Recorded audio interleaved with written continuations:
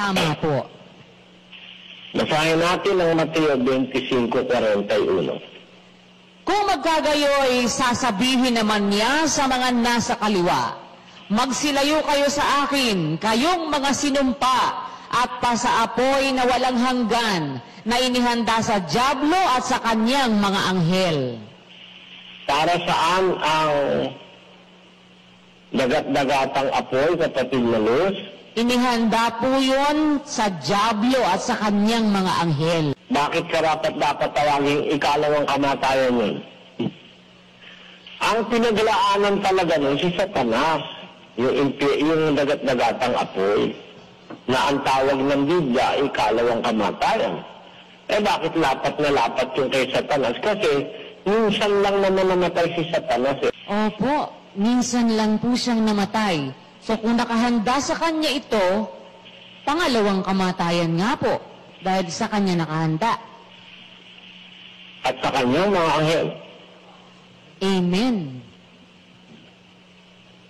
Ang anghel kasi ay walang physical na kamatayan, tama? Tama po. So, ang mangyayari sa kanila, spiritual lang na kamatayan. Diba? Opo.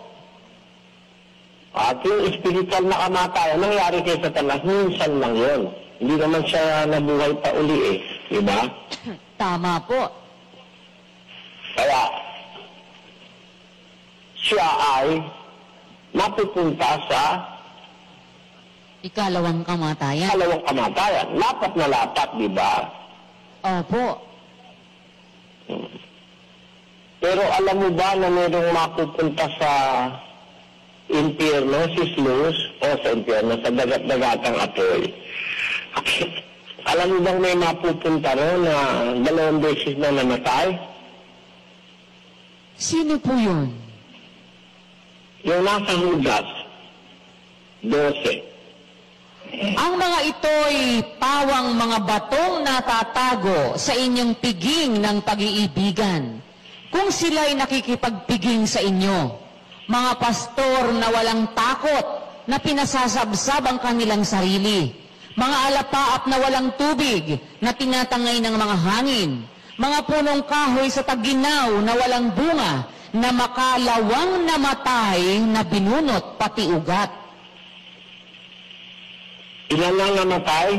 Ilang beses na? 2 beses na po. Ano yung kamatayang naranasan niyang mga yan?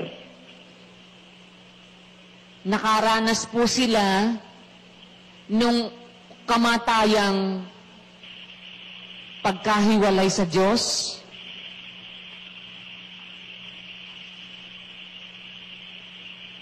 At maaari pong kamatayang physical din.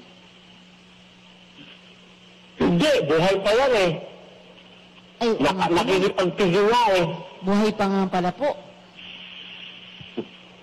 Opo. Bakit 2 na po? Ito yun. Sila ay ipinanganak sa mundo. Opo. Bata sila, sa Diyos sila, di ba? Opo. Nung lumaki sila, nadaya ng demonyo, namatay sila. Tama po. Nung maliwanagan sila, naanid sila sa iglesia, nabuhay sila uli. Ayun. Opo. Nung naging gago na naman uli, nag-alaputo, namatay na naman uli.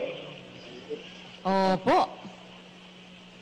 So, 2 beses na silang patay, pero buhay pa sila. Tama po. At tinan mo yung spiritual dead na tao, pwedeng mabuhay yun pag naliwanagan sa iglesia Nabubuhay yun Basahin natin ang Efeso 2:1. 2:1. At kayo'y binuhay niya nang kayo'y mga patay dahil sa inyong mga pagsalangsang at mga kasalanan.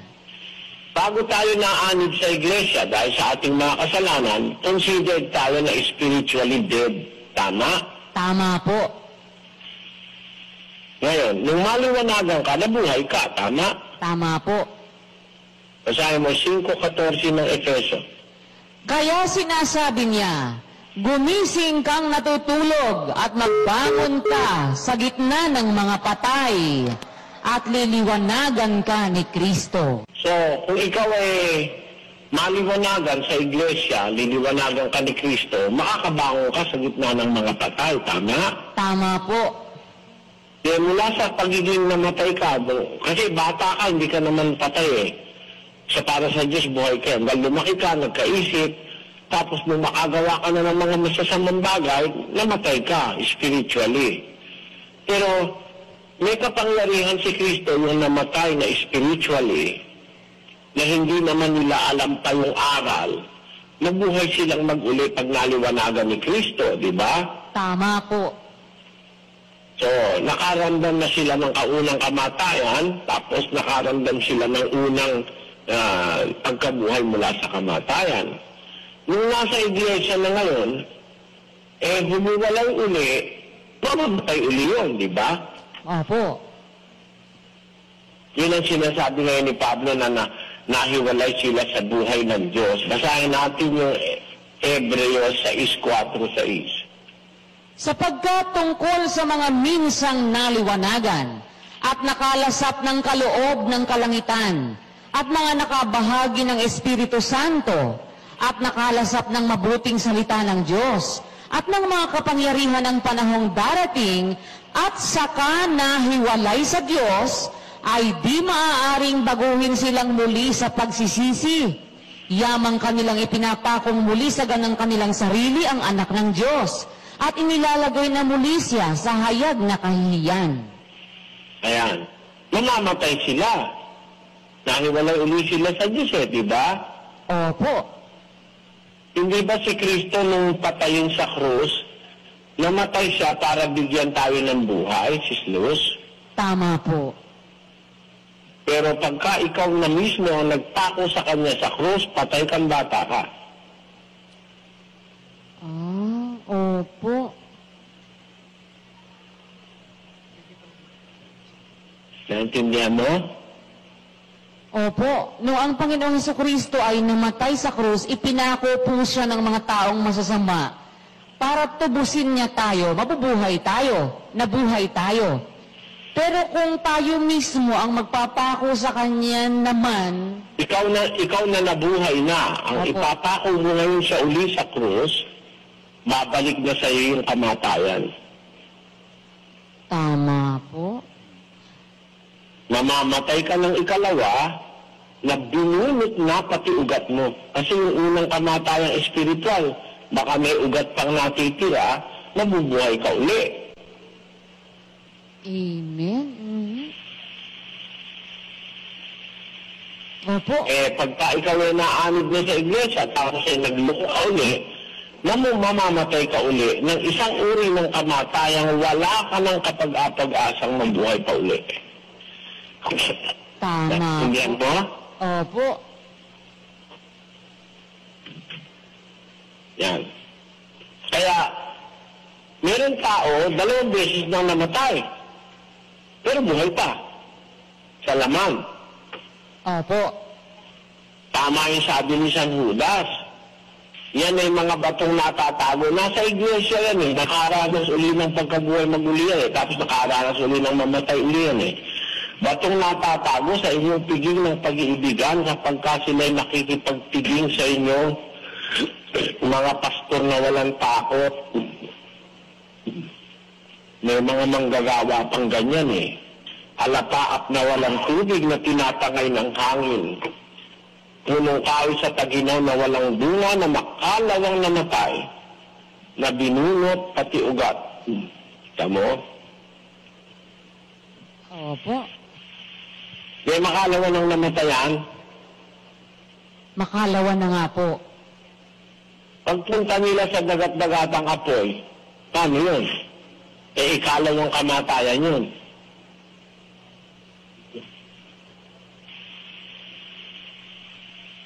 Opo. Lalabas nga po.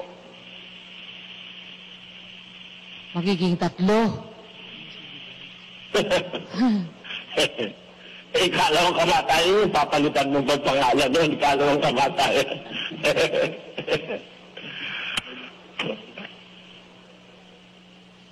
Paano po yun na magiging fit sa kanilang tawaging ikalawang kamatayan pa rin yun? Patay na nga sila ng 2 beses na po. Di yun ang magpa-finalize din sa ikalawa nilang kamatayan.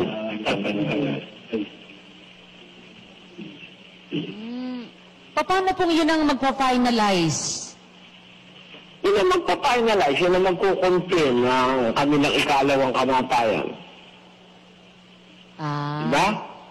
Opo, na talagang hindi na talaga sila mabubuhay.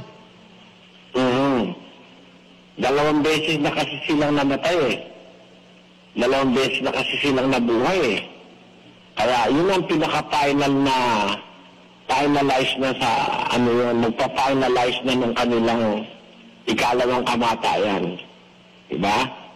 Opo. Keep pa rin sila ron. So walang conflict. Kahit 2 beses na si Satanas, 1 beses pa lang namamatay, pagdating niya sa dagat-dagatang apo, yun ang ikalawang kamatay dahil sa kanya naman talaga inihanda yun di ba? Opo.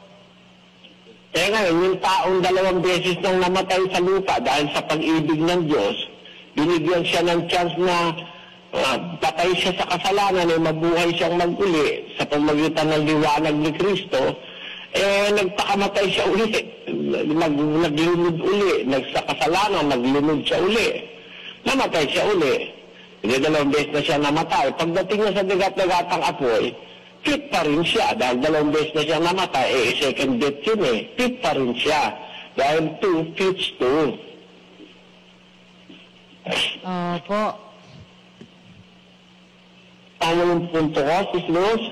Opo, nakukuha ko po ba, Deli? Kasi yung pinaliwanag nyo nga, si Satanas, 1 beses pa lang siyang namatay. So, fit lang na tawaging second death, yung dagat-dagatang apoy, kasi pangalawa yun sa kanya. So, first, namatay na siya una, pag namatay siya ulit, dun sa dagat-dagatang apoy, nilagay siya doon, second na yon. So, fit na second death. Yun namang sa tao, na 2 beses namang namatay, fit pa rin po sa kanya na second death kasi yun ang magko-confirm nung kanyang kamatayan na yung pangalawa. Kaya, yung unang kamatayan niyang naranasan, hindi na-confirm yun dahil yun na-stop, na bago, dahil ginising siya sa mga patay at nabuhay siya ni Kristo, no? opo. Wala sa kasalanan. Namatay siya uli. Para maselyuhan na yung kamatayan niya ng pangalawa, nadali na siya sa second death talaga. Selyo na yun. Yun ang yun ang nagko-confirm. Diba? Yun ang nagsisil. Opo. Yung unang kasing kamatayan niyang naranasan, hindi silyado dahil nagkaroon siya ng chance na mabuhay dahil sa aral ni Kristo nung tumalikod siya sa aral, lalo pa siya sumamaki sa dati, kailangan, namatay siya uli. Yung kamatayan na yun, kailangan ma-finally sealed yun para wala na talagang pag-asa. Yun na ngayon yung second death. Dadali na sa dagat-dagatang apoy. No? Opo. Second death. Pero, naintindihan mo ba, Sis Luz, bakit nauna pa yung bulaang propeta at saka yung hayop sa Satanas sa dagat-dagatang apoy? Ang naintindihan ko po kanina, kaya nauna po yung bulaang propeta at saka yung hayop. Kasi parang sa senaryo po, una silang lumaban dun sa hukbo ng Panginoong Jesucristo. Kaya, kumbaga parang sa battle, sila yung nasa front line, sila yung unang nilabanan, sila yung unang hinagis doon sa dagat-dagatang apoy. Yung kanilang general, wala naman sa una, nasa bandang huli, kaya huli po siya. Ganun po ang intindi ko kanina. Oo, taga-udyo kasi si Satanas taga-udyo. Kaya tinan mo itong mga rebelding mga pastor. Alam mo yung mga pastor na nagsasabi, dearest Jesus, dearest Jesus. Alam mo, ultimately,